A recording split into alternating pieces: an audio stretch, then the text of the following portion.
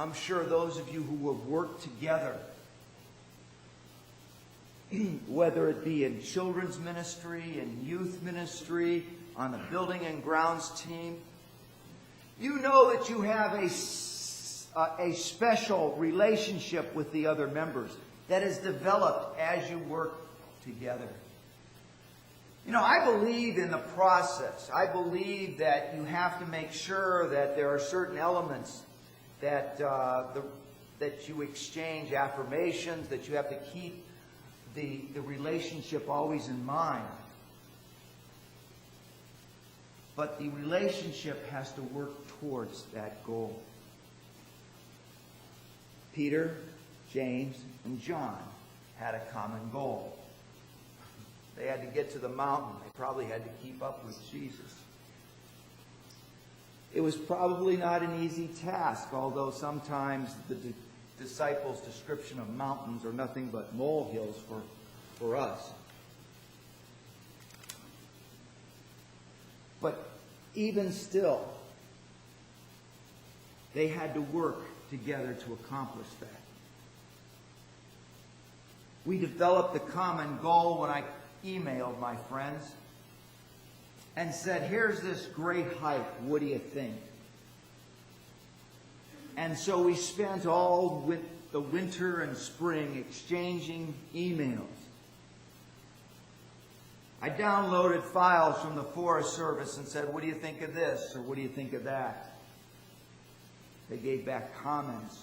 We put the trip together. Dean and I planned our food together.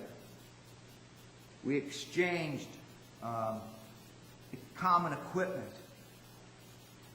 And through that working together, our relationship was bound.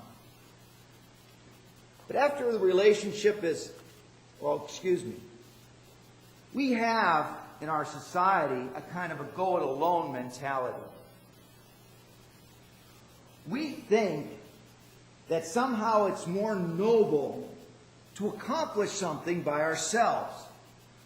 Look at all of the heroes and heroines. They're always sole individuals. Davy Crockett, Daniel Boone, the Lone Ranger. Of course, he had Tonto. But we think that somehow we're supposed to have all of the capabilities, all of the skills, all of the expertise, and all of the emotional strength to accomplish something on our own. The reason we do that is we don't hear about all the stories about men and women who ventured out into the wilderness by themselves and never made it. Because there's no one to tell their story. They're just a skeleton out there. Starved to death because their eyesight was so bad they couldn't hit the broadside of a buffalo from 10 yards. Or because they couldn't keep warm on a winter night, froze to death. We don't hear about those stories. And so we think that somehow this lone individual, this hero or heroine, is the type of person we should be. Truth of the matter is we need other people to accomplish most goals. In fact, I dare say, if we don't have a goal big enough that we can't do it by ourselves, our goal isn't big enough.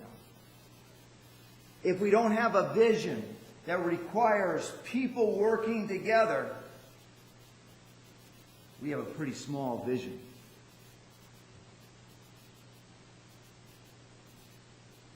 The second thing that has to be in place is there has to be some honest realism. You have to know the other person. And you have to be open to them.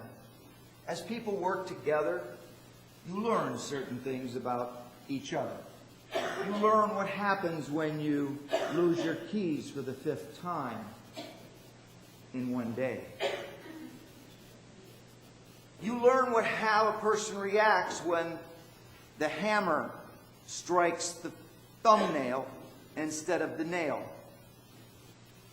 You learn how a person reacts to sleeping on the floor when his air mattress deflates. and he gets up with a sore back.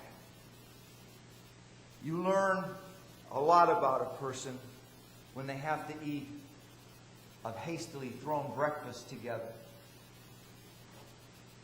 And so you learn about the person that the public doesn't always see. And you have to be able to accept that person. Not to idolize him, not to put him up on a pedestal, but to have an honest, realistic view. Because I think the greatest act of love is when a person really knows you, and still is willing to work with you. And is still willing to call your friend. That's what marriage is so important. In a marriage, two people really get to know one another, know all their weaknesses, still willing to love each other. That's why some marriages don't work. Some people just can't deal with that. Some people are so selfish, so self-centered, that they can't accept another person's weakness. But look at the disciples. There was an honest weakness. There were 3 guys up on a mountain. Jesus asked them to pray. What did they do? They slept. So when this great vision was before them, what were they doing? Sleeping. Now, they didn't have to tell anybody that. They could have made an agreement. It was a long trip from the peak to the valley. They could have got their story straight. They could have presented an edited vision to everyone. It's real interesting that Luke mentions that Peter was asleep. Because Peter became the leader of the first century church. He became the person that everybody modeled, the person everybody entrusted to leadership. And here Luke tells him, not only was Peter asleep, but when he finally woke up, look at the stupid thing he said. Here's Jesus in some incredible, wonderful, new being. And there's Elijah. Everybody thought Elijah had been taken up into heaven on a chariot. And there was Moses. Some people actually believe that Moses was still alive at the time because he just walked away from the Israelites before they went into the wilderness. And God buried Moses. And here are the 2 greatest prophets in all of Israel standing there. What does Peter do? He doesn't even get their autograph. He wants to build a shelter.